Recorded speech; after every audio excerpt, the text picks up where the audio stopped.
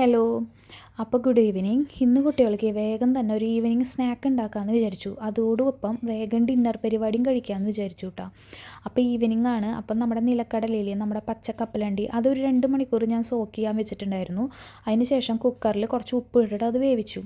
ഇതെനിക്ക് ഇവിടെയുള്ള ഒരു ആൻറ്റി പറഞ്ഞു തന്ന ഡിഷാട്ടോ. ഞാൻ യൂട്യൂബിലും കണ്ടിട്ടൊക്കെ ഉണ്ട്. അതായത് അത് എന്താ പറയുക, ഈ ബീച്ച് സൈഡിൽ കിട്ടും എന്നൊക്കെ പറഞ്ഞിട്ട് കണ്ടിട്ടുണ്ട്. പക്ഷേ ഞാൻ ഇവിടെ വന്നതിന് ശേഷമാണ് അത് കഴിക്കുന്നത്. അപ്പോൾ അത് ഒന്ന് കുക്കറിൽ ഒരു 4 വിസിലൊക്കെ അടിച്ചതിന് ശേഷം ഇതുപോലെ ഒന്ന് കുറച്ച് വെള്ളമൊക്കെ പോകാൻ വേണ്ടി വെക്കുക. പിന്നെ ഇതിലേക്ക് സബോള, തക്കാളി, നമ്മുടെ മല്ലിയില അതൊക്കെ വേണം കേട്ടോ. അതൊക്കെ കുറച്ച് കൂടുതൽ ക്വാണ്ടിറ്റി എടുത്താലും കുഴപ്പമില്ല എന്നല്ല, എടുത്താലാണ് ടേസ്റ്റ്. പക്ഷേ ഇവിടെ ഇനിയിപ്പോൾ കുട്ടികൾക്ക് അത് മാത്രം കടിക്കണ പോലെ തോന്നണ്ടെന്ന് വെച്ച് കുറച്ച് എടുത്തിട്ടുള്ളൂ. പിന്നെ കുറച്ച് മുളക് പൊടി, ചാട്ട് മസാല, ജീര പൗഡർ, പെപ്പർ പൗഡർ, കുറച്ച് ഉപ്പ്, ലെമൺ ജ്യൂസും കൂടിയിട്ട് ഒന്ന് ഇളക്കി സെറ്റ് ചെയ്ത് വെക്കുക. അത്രയേ ഉള്ളൂ പരിപാടി കേട്ടോ. നല്ല ടേസ്റ്റാണ്. പ്രോട്ടീൻ സ്നാക്ക് ഒരു പ്രാവശ്യമെങ്കിലും നിങ്ങൾ ചെയ്ത് നോക്ക്, ഇഷ്ടപ്പെടും, എന്തായാലും ഇഷ്ടപ്പെടും. ആ കപ്പലണ്ടിയില്ലേ, അതിൻ്റെ വേവ് കറക്റ്റ് ആവണം, അത്രയും മാത്രമേ അതിലൊരു നമുക്ക് പറയാനുള്ളൂ, വേറെ ഒന്നുമില്ല. പിന്നെ ഡിന്നറിന് സാമ്പാർ റൈസ് ഉണ്ടാക്കാമെന്ന് വിചാരിച്ചു കേട്ടോ. അപ്പോൾ നമ്മുടെ എല്ലാ വെജിറ്റബിൾസും എടുത്തോ. എല്ലാ വെജിറ്റബിൾസ് എന്ന് പറഞ്ഞാൽ സാമ്പാറിൽ ഇടുന്ന വെജിറ്റബിൾസൊക്കെ നമുക്ക് എടുക്കാം. സാമ്പാർ റൈസ് ഞാൻ കുക്കറിലാണ് ഉണ്ടാക്കണേ. ഇത് എനിക്ക് ആന്ധ്രയിൽ നിന്ന്, അതായത് ആന്ധ്രയിൽ ഞാൻ ആദ്യമായിട്ട് വന്നിട്ട് ഞാൻ തിരുപ്പതിയിലേക്ക് ഒരു തവണ ഇവിടുന്ന് പോയിട്ടുണ്ടായിരുന്നു. അവിടെയാണ് ആദ്യമായിട്ട് ഈ സാമ്പാർ റൈസ് കഴിക്കുന്നത്. പിന്നീട് വന്നിട്ട് ഇവിടുന്ന് പല ഹോട്ടലുകളിൽ നിന്നും കഴിച്ചിട്ടുണ്ടെങ്കിലും മധുരമായിട്ടാണ് എനിക്ക് തോന്നിയത്, മധുരം പോലെ. അപ്പം ഞാൻ എൻ്റെ രീതിയിൽ മധുരം നമുക്ക് നമ്മുടേതായ ഒരു രീതി ഉണ്ടാവില്ല, ആ രീതിയിൽ ഉണ്ടാക്കാൻ വേണ്ടി തുടങ്ങിയപ്പോൾ അതെല്ലാവർക്കും ഇഷ്ടമാവാനും തുടങ്ങി. അപ്പോൾ അരി ഉണ്ടല്ലോ, നമ്മുടെ സാധാരണ അരിയല്ല കേട്ടോ, നമ്മുടെ നാട്ടിലത്തെ റൈസല്ല. എന്താ പറയുക, ഈ ചെറിയ അരി ഉണ്ടല്ലോ, വളരെ ചെറിയ പച്ചരി, ഈ ബിരിയാണി അരിയൊക്കെ പോലത്തെ അരി, അങ്ങനത്തെ അരിയാണ് ഇവിടെ ആന്ധ്രയിൽ കിട്ടുക. അപ്പോൾ ഞങ്ങൾ ഇതാണ് ഇവിടെ റൈസ് വയ്ക്കുന്നത്. അതുകൊണ്ട് ഞങ്ങൾക്ക് ഈസി ആയിട്ട് ഇതെടുത്തിട്ട് ഉണ്ടാക്കാം, വേറെ സെപ്പറേറ്റ് വാങ്ങൊന്നും വേണ്ട. അപ്പോൾ ഒരു ഗ്ലാസ്സിന് 3-4 ഗ്ലാസ് വെള്ളമാണ് ഒഴിക്കുന്നത്. കുറച്ച് നമുക്ക് ജ്യൂസി ടൈപ്പ് വേണമെങ്കിൽ ഒരു 5 ഗ്ലാസ്സൊക്കെ ഒഴിക്കാം. നന്നപ്പോൾ ഒരു ജ്യൂസി ആയിട്ട് ഇങ്ങനെ കോരി കുടിക്കുന്ന പാകത്തിൽ വേണ്ടിയിട്ട് കിട്ടും.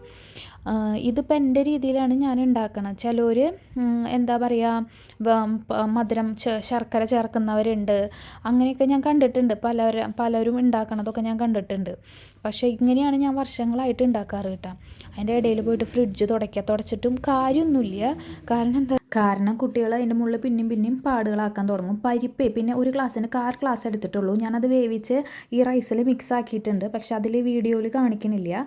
ഞാൻ വളരെ കുറച്ച് പരിപ്പ് എടുത്തിട്ടുള്ളൂ. ശരിക്കും ഒരു ഗ്ലാസ്സിന് ഒരു 1/2 ഗ്ലാസ് എടുത്താലൊക്കെ നല്ല ടേസ്റ്റാണ്. പരിപ്പ് ഇട്ട് കഴിഞ്ഞിട്ടുണ്ടെങ്കിൽ 2 ഗ്ലാസ് ആണെങ്കിൽ 1 ഗ്ലാസ്സൊക്കെ എടുക്കാം. ടേസ്റ്റ് പക്ക ഒരു ടേസ്റ്റ് സാമ്പാർ റൈസിൻ്റെ കിട്ടുള്ളൂ. പിന്നെ എന്താ പറയുക, കുറച്ച് ഉലുവ വേണമെങ്കിൽ നമുക്ക് പൊട്ടിക്കാം, നമ്മുടെ ഇഷ്ടം. പിന്നെ ഇതിലേക്ക് വെജിറ്റബിൾസ് ഇട്ട് മുളക് പൊടി, സാമ്പാർ പൊടി, പിന്നെ മഞ്ഞൾപ്പൊടി അതൊക്കെ ഇടുക. സാമ്പാർ പൊടി നമ്മുടെ കേരള സാമ്പാർ പൊടി ഇടരുതെന്നാണ് എനിക്ക് പറയാനുള്ളത്. കാരണം ഇഷ്ടമുള്ളവർക്ക് ഇടാം, കുഴപ്പമൊന്നുമില്ല. നമ്മൾ വീട്ടിലുണ്ടാക്കുന്ന പൊടിയൊക്കെ നമുക്ക് ഇടാം. പക്ഷേ ഇത് നമുക്ക് പക്ക എന്താ പറയുക, ഒരു കർണാടക അല്ലെങ്കിൽ ആന്ധ്ര, തമിഴ്നാട് സ്റ്റൈലിലൊക്കെ വ്യത്യാസം ഉണ്ടായിരിക്കും. പല സൈഡുകളിലും അവർ സ്വീറ്റ്നെസ് എന്തായാലും അതിലൊരു സ്വീറ്റ്നെസ് ഉണ്ടായിരിക്കും. അല്ലാണ്ട് ഇപ്പോൾ നമ്മൾ പ്രസാദമൊക്കെ പുറത്തുള്ള അമ്പലങ്ങളിലൊക്കെ പോയി കഴിക്കില്ലേ, അതുപോലെയൊക്കെ വേണമെന്നുണ്ടെങ്കിൽ നമുക്ക് വേറെ ഒരു MTR സാമ്പാർ പൊടി ഇടാം. അല്ലെങ്കിൽ പിന്നെ നമ്മൾ വീട്ടിൽ ഉണ്ടാക്കണ സാമ്പാർ പൊടി ആയാലും കുഴപ്പമൊന്നുമില്ല. ഞാൻ ഇതാണ് യൂസ് ആക്കുന്നത്. എന്നാലും എനിക്ക് ആ കറക്റ്റ് പക്ക ടേസ്റ്റ് കിട്ടിയിട്ടുള്ളൂ കേട്ടോ. ഇത് നമ്മുടെ നാട്ടിൽ വാങ്ങാൻ കിട്ടുമെന്ന് അറിയില്ല. ഈ സാമ്പാർ പൊടി നമ്മുടെ സാമ്പാർ വയ്ക്കാൻ കൊള്ളില്ലെങ്കിലും സാമ്പാർ റൈസ് ഉണ്ടാക്കുമ്പോൾ അതിൻ്റെ ഒരു ഫ്ലേവർ, ഒരു പ്രത്യേക എന്താ പറയുക, പ്രത്യേക ഒരു ടേസ്റ്റാണ്. ഈ സാമ്പാർ പൊടി ഇട്ടിട്ട് ഈ സാമ്പാർ റൈസ് വെക്കുമ്പോൾ, നമ്മൾ സാമ്പാർ വയ്ക്കാൻ ഞാൻ സജഷൻ ചെയ്യണില്ല, വെറുതെ സാമ്പാർ വയ്ക്കുമ്പോൾ നമ്മുടെ നാട്ടിലത്തെ പൊടികൾ തന്നെയാണ് ടേസ്റ്റ്. ഇതിന് ഞാനൊരു 4 വിസിലൊക്കെ 5 വിസിലൊക്കെ അടിക്കും കേട്ടോ. 4 വിസിൽ മതി. കാരണം അരി ഞാൻ വെള്ളത്തിൽ കുറച്ച് നേരം സോക്ക് ചെയ്യാൻ വെച്ച കാരണം കൊണ്ട് ഒരു 4 വിസിലൊക്കെ മതി. അപ്പോൾ അരി നിങ്ങൾക്ക് കാണാനില്ല അല്ലേ, അരി ശരിക്കും. അപ്പം നമ്മുടെ നാട്ടിലത്തെ അരി കൊണ്ട് ഉണ്ടാക്കാൻ പറ്റില്ല. കാരണം നമ്മുടെ നാട്ടിലത്തെ അരിക്ക്, നമ്മുടെ മട്ട അരി ആണെങ്കിലും നമ്മുടെ വൈറ്റ് അരിയില്ലേ, ജയ അരി അങ്ങനെ എന്തൊക്കെ പേരില്ലേ, അപ്പോൾ അതൊക്കെ ആണെങ്കിൽ നമുക്ക് എന്താ ഭയങ്കര വേവാവും. പിന്നെ ഈ ഒരു ടേസ്റ്റ് കിട്ടില്ല. ഇതുപോലെ ചെറിയ അരിയില്ലേ, ബിരിയാണി അരിയൊക്കെ പോലത്തെ കണ്ടില്ലേ, ഇതുപോലത്തെ അരിയാട്ടാണ് ഞാൻ യൂസ് ചെയ്യണേ. ഇതിവിടെ സ്ഥിരമായിട്ട് ചോറ് വയ്ക്കുക ഈ അരി കൊണ്ടാണ്. ഈ അരിയാണ് ഇവിടെ കിട്ടുക. ആന്ധ്രയിൽ ഈ അരിയാണ് കിട്ടുക.